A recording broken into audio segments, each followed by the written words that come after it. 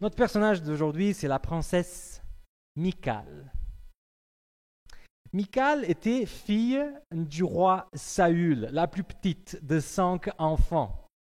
Et selon le texte, quand on analyse en profondeur, on voit que Michal veut dire ruisseau. Ça vient aussi d'une racine qui veut dire être capable. Et selon le texte, on a l'impression que c'est plutôt de quelqu'un de discret, même que quand on appelle à faire quelque chose, elle assure. Okay?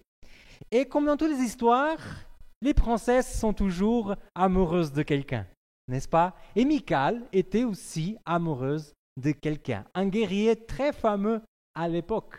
Si vous avez vos Bibles, prenez-le, parce qu'aujourd'hui, c'est peut-être la prédication que j'ai faite à la Chaux de Fonds où on va utiliser le plus la Bible. Donc, si vous aimeriez bien suivre, si vous aimeriez bien partager ça avec votre Bible et avec vos smartphones ou tablettes, ouvrez avec moi en 1 Samuel chapitre 18 et le verset 20. Donc, 1 Samuel, le chapitre 18, et on va lire le verset 20. Je vais vous lire dans la version français courant. Elle dit comme ça: « Cependant, Michal, l'autre fille de Saül, tomba amoureuse de David. Lorsqu'on annonça cette nouvelle à Saül, il en fut satisfait. » Alors, qui parmi les filles qui habitaient Israël à cette époque-là n'était pas amoureuse de David? David était un jeune, aujourd'hui on l'appellerait un beau gosse en fait, parce qu'il était beau et il réussissait tout. Là, dans l'histoire, quand il va connaître Michal, il venait de tuer Goliath, donc un des plus grands exploits que David a fait dans toute sa vie. Et il était bien populaire, il a fait beaucoup d'amitié avec le frère aîné de Michal, Jonathan. Donc, vous savez comment ça marche. Souvent, il se trouvait à la maison de Saül et Michal restait derrière le rideau en regardant le beau David, ce guerrier qui avait fait des grandes choses. Mais le texte nous dit que lorsque Michal tombe amoureuse de David, Saül, il est bien satisfait. Or, Saül, c'est un autre championnat, c'est quelqu'un de très tordu. Et quand il est satisfait, ce n'est pas parce qu'il voit que sa fille est amoureuse de quelqu'un de bien, c'est qu'il va essayer de profiter de l'amour de sa fille pour faire quelque chose de horrible. Il était très jaloux de David parce que depuis qu'il avait tué Goliath, tout Israël aimait David, même plus que son roi. Et cette jalousie s'est dit, moi je vais me profiter de ce mariage pour le faire tuer. Si on continue à lire l'histoire, et je vais lire un grand morceau, on trouve jusqu'à quel point la tête de Saül pourrait être bien tordue. Regardez ce qu'il dit en 1 Samuel chapitre 18 et cette fois-ci les versets 21 jusqu'à 25. Écoutez juste cette histoire.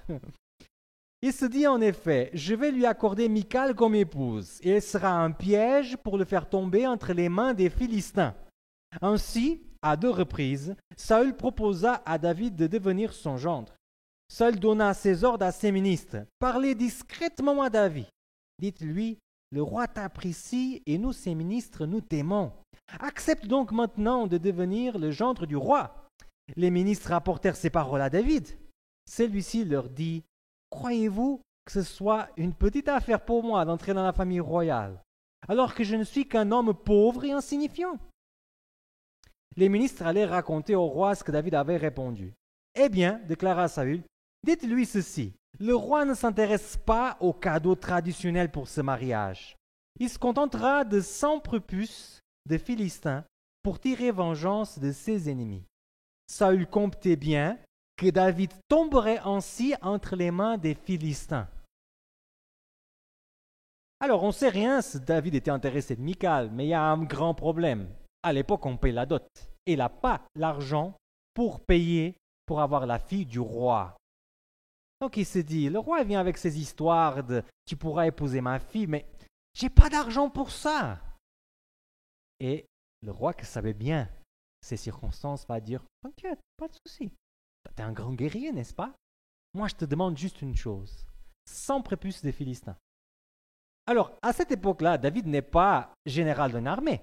Il a ses potes avec qui il a fait une certaine bataille peut-être, mais il n'est pas un chef d'armée. partir contre les Philistins pour tuer 100 hommes, juste comme il était à l'époque, c'est sûr qu'il va mourir. C'est sûr, sûr, sûr. Mais David, c'est quelqu'un qui aimait bien les défis. Et il va se dire, moi je vais réussir. Saül d'un côté dire, il va se faire tuer. Ça c'est clair. Mais du côté de David se dit, bon défi, on y va. Et grosse tête comme il était, vous savez combien de prépuces il a amené? 200. Il a fait le double de ce que Saül l'avait demandé. On voit des fois qu'il y a des histoires qui sont tristes avec certains personnages bibliques, mais il y a certains qui ont quand même cherché un peu la chose. Hein. Et Joseph et David, c'est parmi les personnages qui, s'il fermait un peu sa bouche de temps en temps, ça passerait mieux. Il va avoir Michal, mais pas pour longtemps. Parce que Saül était énervé avec ça. Il s'est dit, il se moque de moi. Il vient avec 200. J'avais juste demandé 100. Il vient avec 200. Il est en train de se moquer de moi. Et il ne meurt pas. Donc là, je ne vais pas jouer au-dessus de la table. Moi, je vais faire direct. Je vais le tuer. Si on continue à lire, chapitre 19, versets 11 et 12, cette fois-ci dans la nouvelle Bible seconde, regardez comment dit le texte. Saül envoya des émissaires à la maison de David pour le surveiller et le mettre à mort au matin. Mais Michal, femme de David, l'informa en disant, « Si tu ne t'échappes pas cette nuit, demain tu es un homme mort. » Elle fit descendre par la fenêtre et David s'en alla et s'enfuit. C'est ainsi qu'il échappa. Si l'histoire terminait là, on pourrait se dire, « Waouh, ça c'est vraiment une histoire, comme ces légendes du Moyen-Âge d'amour entre une princesse et un guerrier, n'est-ce pas ?» Sauf que l'histoire va devenir encore plus difficile de ce qu'on pourrait penser. Puisque Saül, très énervé avec le fait que pour la deuxième fois, il n'a pas réussi à éliminer David, il va essayer de se venger de David avec Michal. Il va prendre Michal et il va donner à un autre homme. Un homme qui s'appelait Paltiel. Et David, il sera un hors de la loi pendant des années. Pour finir, il va trouver d'autres femmes. Abigail et encore Achinoam. Tout ce temps-là, que peut-être tous les rêves que Michal avait envisagés dans sa tête, tout ce qu'elle avait pensé pour sa vie, toutes les choses qu'elle avait pensées pour ses enfants, boum, ça tombe par terre. Parce qu'elle ne sera pas avec David, elle sera avec un homme que j'imagine qu'elle ne connaissait même pas. Vous voyez dans ces circonstances? Horrible. Mais ce n'est pas encore fini. Parce que les lois de Murphy disent bien qu'il n'y a rien de mauvais qui ne peut pas venir pire encore. Pour finir, cet homme-là, ce Paltiel, était quand même une bonne personne. On a quand même l'impression qu'elle a passé un bon moment avec lui. Mais son histoire allait encore devenir pire. Permettez-moi de vous faire juste une petite parenthèse. Cette histoire est très semblable à ce que nous, on vit. Parce que nous aussi, tous dans cette salle, on est des princes et des princesses. Et on a été pris au milieu d'une bataille de deux personnes. Michal est prise au milieu d'une bataille entre Saül et David. Nous, on était pris au milieu d'une bataille entre Jésus et Satan. Et beaucoup de conséquences de ces batailles apparaissent dans nos vies aujourd'hui.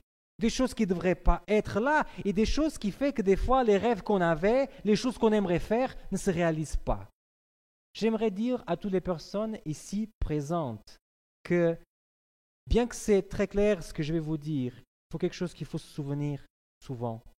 Les choses mauvaises qui se passent dans notre vie, ce n'est pas nécessairement la faute de X ou d'Y ou la faute de nous-mêmes. C'est la faute à cette guerre qui existe. Le mal, il vient de Satan. Et il va toujours trouver une façon de venir dans notre vie et essayer de nous gêner. Dans l'évangile de Jean, chapitre 10, verset 10, le voleur ne vient que pour voler, abattre et détruire. Et moi, je suis venu pour que vous ayez la vie et vie en abondance, dit Jésus-Christ. Mais Satan, il vient juste pour ça, pour essayer de détruire notre vie. Et s'il arrive à faire qu'un niveau de notre vie échoue, il a déjà gagné quelque chose. Michal, elle est prise au milieu de tout ça. Et des fois, nous aussi. Arrêtons de dire toujours, c'est la faute à ceci, c'est la faute à cela, là j'ai pris une mauvaise décision, là ceci. C'est peut-être vrai, mais derrière tout ça, il y a quelqu'un qui va toujours utiliser des circonstances, des personnes, notre cœur, tout ce qu'il pourra pour nous faire souffrir. Et l'histoire de Michal, c'est bien une image que ça se passe comme ça. Mais le moment en lequel pensait que les choses allaient mieux, parce que finalement avec Paltiel, ça se passait plutôt bien, David devient roi. Saül n'est plus, David devient roi. Et là, il va revenir à Hébron, la capitale de l'époque. Quand il arrive, il se rappelle qu'il avait une femme, Michal. Donc il va dire, je veux qu'elle puisse retourner chez moi. Maintenant j'ai d'autres femmes, mais c'était quand même ma première femme, elle m'appartient. Même si au niveau des lois de Deutéronome 24, ça ne va pas tellement comme ça. Mais il s'est dit, je suis roi maintenant, c'est moi qui commande, moi je veux Michal. Et si on lit le texte, et c'est là les amis que j'ai l'impression que ce nouveau mariage allait plutôt bien. Donc, second livre de Samuel, chapitre 3, versets 15 et 16, il nous dit comme ça, Ishboseth l'envoya prendre chez son mari Paltiel, fils de Laïch. Son mari la suivit jusqu'à Bahurim en pleurant. Alors Abner lui dit, allez, rentre chez toi. Et il rentra chez lui. Cet homme, il aimait Michal. Ils avaient peut-être passé des bons moments. Il a pleuré tout le long du chemin avec elle, parce qu'il voulait qu'elle reste. Mais à nouveau, on va la retirer de là où elle était, et on le va donner à nouveau à David. Cette fois-ci, pas pour être la femme de la maison, mais pour être une parmi les plusieurs femmes que David avait déjà à cette époque. Compliqué. Je regarde l'histoire de Michal et c'est impossible pour moi de ne pas avoir la compassion pour cette fille. Ça me rappelle une fois quand j'étais au Portugal et je faisais mes vacances. Et vous savez, la mer, elle a des cycles. Il y a des moments où la marée, c'est comme ça qu'on dit, n'est-ce pas? Elle est en train de monter et il y a des moments qu'elle est en train de descendre. Si elle est en train de monter et vous nagez vers la plage, ça va très bien. Vous vous sentez même poussé. Mais c'est le contraire. Des fois, c'est même très difficile de sortir de l'eau parce qu'on a l'impression qu'il y a un aspirateur qui nous pousse. Et moi, je me rappelle une fois, j'étais jeune, j'avais même pas la moitié de l'agilité que j'ai aujourd'hui, mais je n'arrivais pas à sortir de la mer. À chaque fois que ça venait à nouveau une vague, je tombais et ça me poussait loin. J'avançais un moment, là je mettais les pieds, ça venait à nouveau une vague et je tombais à nouveau. Et quand on regarde la vie de Michal, c'est ça à 100%. Mais peut-être pas que la vie de Michal. Parce que peut-être des fois dans notre vie aussi, c'est ça ce qu'on voit. On a juste la force de se lever, on a juste mis nos deux pieds pour se mettre et boum, là on tombe à nouveau. Il y a des circonstances, il y a des personnes, il y a ses soucis, il y a le travail, il y a la famille et boum, et là on tombe à nouveau. La vie de Michal, c'est un peu l'image de beaucoup de personnes qui sont peut-être ici, que dans la vie, ils ont bien pris. Mais en fait, si on regarde cette Michal, elle se lève toujours, mais avec un petit détail. Parce que souvent, quand on tombe, on se relève, il y a quelque chose qui s'installe des fois, c'est un certain amertume de la vie et des personnes. On arrive à se lever et on arrive à vivre notre vie normalement. Mais il y a un sentiment amer qui vient dans notre cœur. Et ce sentiment amer, des fois, il peut porter préjudice à notre spiritualité. Si on continue l'histoire, 2 Samuel, chapitre 6, versets 13 et 15, on a le dernier verset qu'on va voir par rapport à Michal, avant-dernière.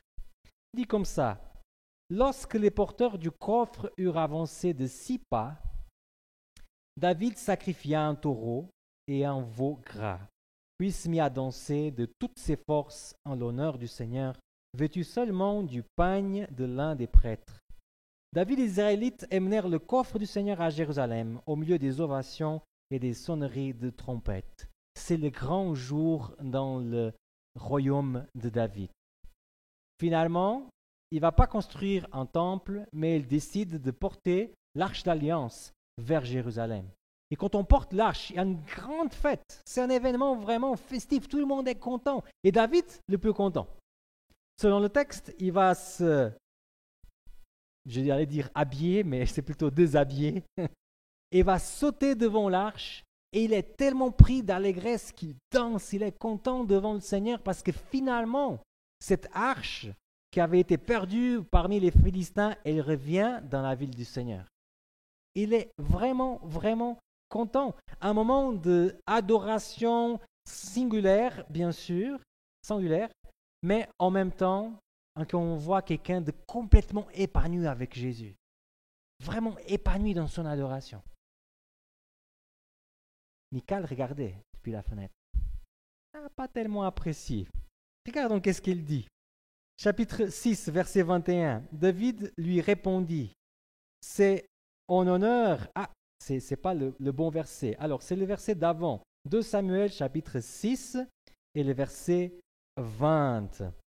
Je vais les récupérer ici, si le texte me laisse. Ok. Donc, 2 Samuel, chapitre 6, et le verset 20. Intéressant quand même comment elle s'adresse à lui. David revint pour bénir sa maison, et Michal, fille de Saül, sortit à sa rencontre.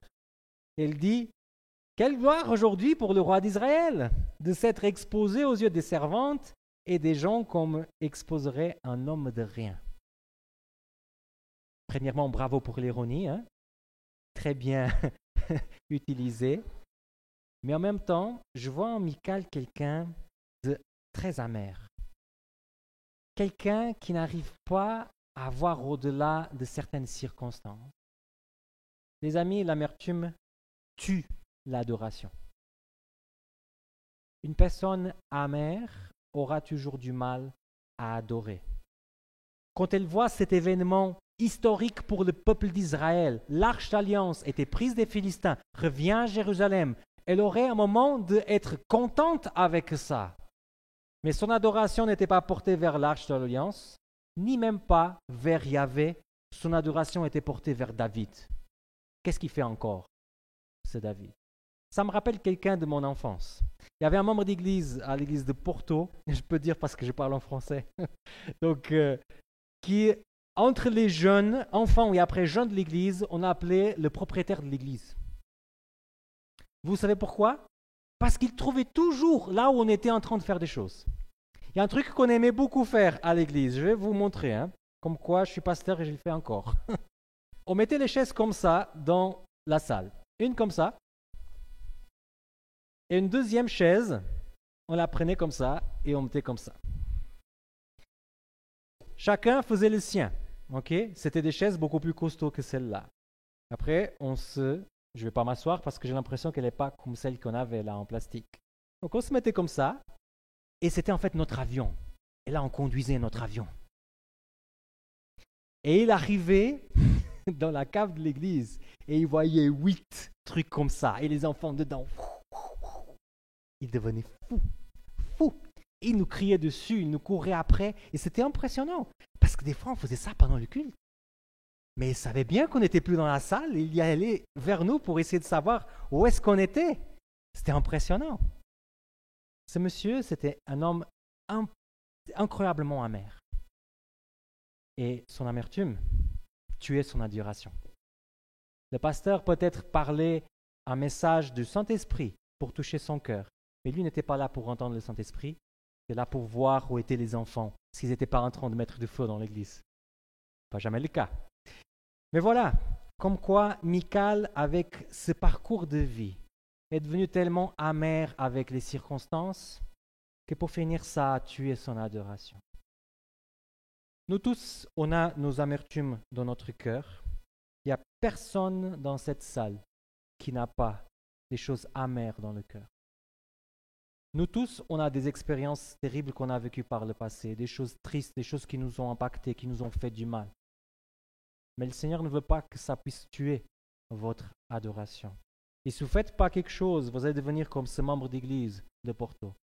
Son but d'aller à l'église, c'était de se assurer que les enfants n'allaient pas détruire le bâtiment. Ils ne venaient plus pour adorer. Ne tombons pas dans le même piège que Michal. Et je résume ce qu'on a vu. Le mal vient de Satan. il faut se dire dans notre cœur, les choses mauvaises viennent de lui. Deuxièmement, est-ce que je suis amer avec quelque chose dans ma vie? Et si la réponse c'est oui, qu'est-ce que je vais faire avec cette amertume? Je vais le laisser traîner jusqu'à ce que ça tue mon adoration? Ou est-ce que je vais essayer de faire quelque chose? Je pense qu'il y a quelque chose qu'on peut faire, c'est de parler avec Jésus de ça.